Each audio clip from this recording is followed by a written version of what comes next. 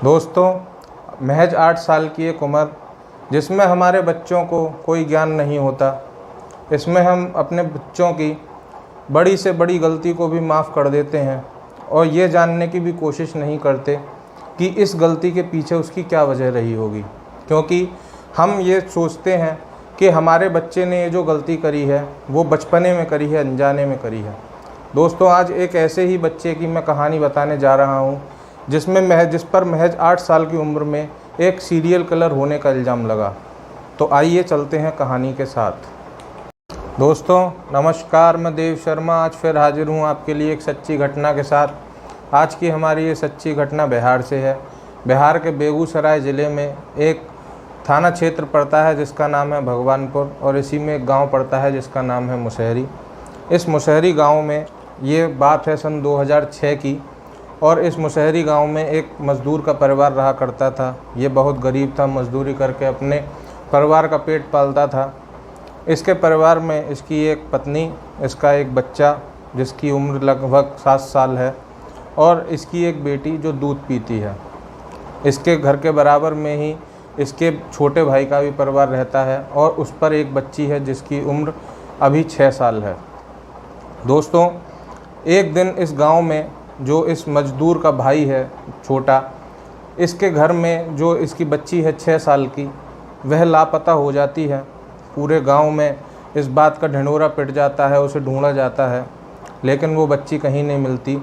और जो वो इस मज़दूर का भाई था वह इस बात की खबर पुलिस को भी नहीं करता। उसके कुछ दिन बाद जब ये बात नॉर्मल हो जाती है तो तकरीबन 3 से 4 महीने बाद जो ये मज़दूर है, इसकी एक जो दूध पीती बच्ची है वो भी गायब हो जाती है। और फिर इस बात का पूरे गांव में ढिंढोरा मच जाता है, क्योंकि बच्चे सारे आपस में खेला करते थे और सबको ये पता था कि किसके घर में कितने बच्चे हैं और कौन अब नहीं है। इसका भी ढिंढोरा मच गया और पूरे गांव में ढूंढा गया, लेकिन वो बच्ची भी कहीं नहीं मिली और उसकी भी पुलिस में रिपोर्ट नहीं कराई गई। दोस्तों, इसके बाद कहीं ना कहीं पूरे मुसहरी गांव में दहशत का माहौल फैल गया था, लेकिन पुलिस अभी तक इस गांव में नहीं आई थी, 2 बच्चे गायब होने के बावजूद भी। दोस्तों, फिर ये घटना नॉर्मल हो जाती है और तकरीबन 3 से 4 महीने फिर बीत जाते हैं, और फिर इस गांव से एक और बच्चा गायब होता है। दरअसल ये जो परिवार है मज़दूर का, इसके पड़ोस में ही एक महिला रहा करती थी। इन महिला का नाम है शैलजा देवी। और जब ये पास ही के अपने घर के पास ही में एक इनके प्राइमरी स्कूल है, सरकारी प्राइमरी स्कूल, वहाँ पर अपनी बच्ची को खिला रही थी। इनकी बच्ची जिसका नाम है खुशबू, उसकी जो उम्र है वो महज 11 महीने है, और वह अपनी बच्ची को खिला रही थी। बच्ची छोटी थी और अक्सर एक साथ उन्हें एक काम याद आ जाता है और वो अपने पास ही में घर में चली जाती हैं, और उनकी बच्ची वहीं खाट पर वो अपनी छोड़कर अपने काम के लिए निकल जाती हैं। और जब वो वापस लौटती हैं तो वह देखती हैं कि जहाँ वो अपनी बच्ची को छोड़कर गई थी वहाँ उनकी बच्ची मौजूद नहीं थी। वह पूरे गांव में ढूंढती हैं, लेकिन उनकी बच्ची भी कहीं नहीं मिलती। अब धीरे धीरे गांव वालों में बहुत दहशत का माहौल बैठ गया था। ऐसा लग रहा था जैसे कि कोई भूत पिशाच इन बच्चों को गायब कर रहा है। लेकिन जो शैलजा देवी थी वह तुरंत पुलिस में जाती हैं, और कुछ ग्रामीण भी उनके साथ भगवानपुर पुलिस थाने पहुंचते हैं और रिपोर्ट दर्ज करवाते हैं। इस मामले की को संज्ञान में लेते हुए पुलिस तुरंत भगवानपुर पुलिस थाने से इस गांव में पहुंचती है और पूछताछ की जाती है, लेकिन इस बच्ची खुशबू का कोई पता नहीं चलता। लेकिन जब पुलिस खुशबू की पूछताछ करने के लिए आई थी FIR के चलते, तो उन्हें ये पता चलता है कि इस गांव में से पहले भी 2 बच्चे गायब हो चुके हैं। फिर पुलिस इस जो ये मज़दूर है इसके घर आती है और इनसे पूछताछ करती है, और जब उनसे पूछताछ की जाती है कि आपके भी तकरीबन 6 महीने पहले 2 बच्चे गायब हुए थे और आपको कुछ पता हो तो आप बताइए, तो वह अपने एक 7 साल का जो इस मज़दूर का बेटा है, इसका नाम है अमरजीत सदा, उसे पुलिस के सामने कर देता है और कहता है कि खुशबू के बारे में और मेरे उन 2 बच्चों के बारे में ये ही बता सकता है, और आप इसी से पूछिए। पुलिस हैरान थी। पुलिस थोड़ा सा उन्हें शक होता है कि ये व्यक्ति क्या कर रहा है, एक 8 साल के बच्चे से हमें क्या पता चल सकता है।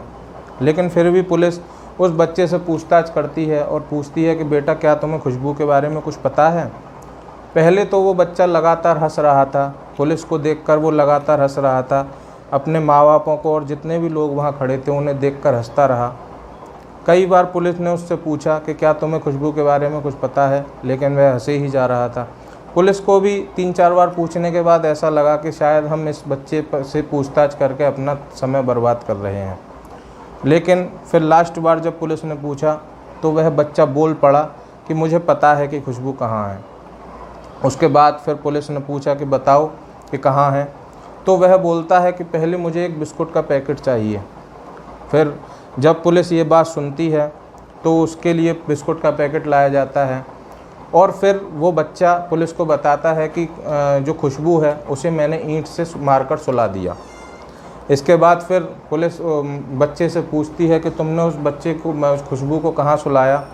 तो वह बच्चा पुलिस को अपने साथ लेकर जाता है और खेत में, एक उस प्राइमरी स्कूल के पास ही में एक खेत था, वहाँ ले जाकर कहता है झाड़ियों की तरफ इशारा करके कि मैंने इस बच्ची खुशबू को यहीं मारकर ईंट से पहले इसका गला दबाया, फिर मैंने इस पे जब तक ईंट से प्रहार किया जब तक इसका दम नहीं निकल गया और मैंने यहाँ उसे एक गड्ढे में छुपा दिया है।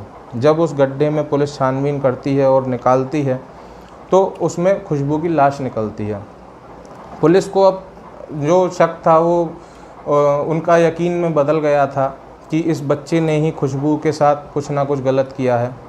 और उसके बाद फिर पुलिस अमरजीत सदा को, जो ये 8 साल का बच्चा है, ये जब इसने, अब ये 8 साल का हो चुका था जब कहानी शुरू हुई थी, जब ये दोस्तों 7 साल का था, अब इसे पुलिस हिरासत में ले लेती है और गिरफ़्तार करके भगवानपुर पुलिस थाने लाया जाता है और फिर इससे पूछताछ करी जाती है। पुलिस को ऐसा लग रहा था कि शायद इसे ये भी पता हो कि जो पिछले 2 बच्चे हैं जो गायब हुए हैं, इसी की एक बहन और इसी की एक चचेरी बहन। फिर जब इससे उन बच्चों की पूछताछ की जाती है तो ये बताता है, पहले तो ये हंसता रहता है और फिर जब पूछताछ करने पर पता चलता है तो ये कहता है कि मुझे एक बिस्कुट का पैकेट दोबारा चाहिए जब मैं उन बच्चों के बारे में बताऊंगा। फिर पुलिस इसके लिए एक और बार बिस्कुट का पैकेट लाती है और ये लगातार पुलिस को देखकर हंस रहा था, पुलिस स्टेशन को देखकर हंस रहा था। ऐसा लग रहा था जैसे मानो इसे पता ही नहीं है कि ये कहाँ खड़ा है। इसके बाद इसके लिए बिस्कुट का पैकेट लाया जाता है, इसे खिलाया जाता है। उसके बाद ये बताता है कि मैंने अपनी बहन और अपनी चचेरी बहन को भी इसी तरह मारा था जैसे खुशबू को मारा, और ये बात मेरे माँ बाप को भी पता है और उन्होंने इसके लिए मुझे डांट फटकार भी लगाई। दोस्तों, इसके बाद फिर इसके माँ बापों को बुलाया जाता है और इसके चाचा को बुलाया जाता है और थाने में उनसे पूछताछ की जाती है। तो वह बताते हैं कि हाँ, हमें पता है कि इसने हमारे 2 बच्चियों को मारा है, लेकिन पहले जब इसने अपनी चचेरी बहन का मर्डर किया तो हमें लगा कि इसने आपसी खेल में उस बच्ची को मार डाला और उसकी मौत हो गई। लेकिन फिर जब इसने दोबारा उस टाइम पर हमने इसे छोड़ दिया और जब इसने दोबारा अपनी ही बहन का गला दबाकर मौत के घाट उतार दिया तो हमने इसे बहुत मारा और फिर उस दिन इसने कहा कि मैं आज के आइंदा ऐसा कोई काम नहीं करूँगा। इसके बाद फिर हमने इसे एक और मौका दिया, लेकिन इसने तीसरी बार फिर ये कृत्य कर दिया। चूँकि ये जो मरने वाले दोनों बच्चे थे ये हमारे ही घर के थे और मारने वाला भी हमारे ही घर का था, हमारा वंश था, चिराग था, तो हमने ये पारिवारिक मैटर समझ के पुलिस पर जाना ठीक नहीं समझा और उसे अपने घर में ही दबा दिया। दोस्तों, इस पर उसके घर वालों का और उसके चाचा का बयान लिया गया और दर्ज किया गया और फिर पुलिस भी अब अचंभित थी कि इस बच्चे ने, एक 8 साल के बच्चे ने 3 बच्चों का मर्डर कर दिया है। लेकिन पुलिस को अभी तक ये पता नहीं चल पा रहा था कि इन मर्डरों के पीछे वजह क्या रही। इसके बाद फिर जब पुलिस अमरजीत सदा से ये पूछती है कि बच्चे तुमने क्यों 3 बच्चों का मर्डर किया, तो वह बताता है कि मुझे दूसरों को तकलीफ़ में देखकर खुशी मिलती है। जब मैंने इन 3 बच्चों को मारा तो मुझे बहुत मज़ा आ रहा था और मुझे बहुत खुशी मिल रही थी। दोस्तों, इस बात को सुनते ही जितने भी वहाँ पुलिस वाले खड़े थे उनके पैरों तले ज़मीन निकल जाती है और उन्हें अब पता चल चुका था कि ये कोई नॉर्मल बच्चा नहीं है, इसकी ये मानसिक तौर पर ठीक नहीं है, बीमार है। इसके बाद फिर अमरजीत सदा को इन तीनों कत्लों के लिए गिरफ़्तार किया जाता है और फिर इसे डॉक्टर के पास लेकर जाया जाता है। तो लंबी जांच के बाद पता चलता है कि ये अमरजीत सदा जो 8 साल का बच्चा है, ये एक भयंकर बीमारी से जूझ रहा था जिसका नाम है कंडक्ट डिसऑर्डर। दोस्तों, इस बीमारी के चलते व्यक्ति को दूसरों को दुख में देखकर मज़ा आता है और जब वह किसी को चोट पहुंचाता है तो उसे बहुत खुशी मिलती है। और ये जो अमरजीत सदा था, ये बचपन से ही इस बीमारी से ग्रसित था, लेकिन इस बीमारी को उभरते उभरते इसके सामने आने में 8 साल का वक्त लगा।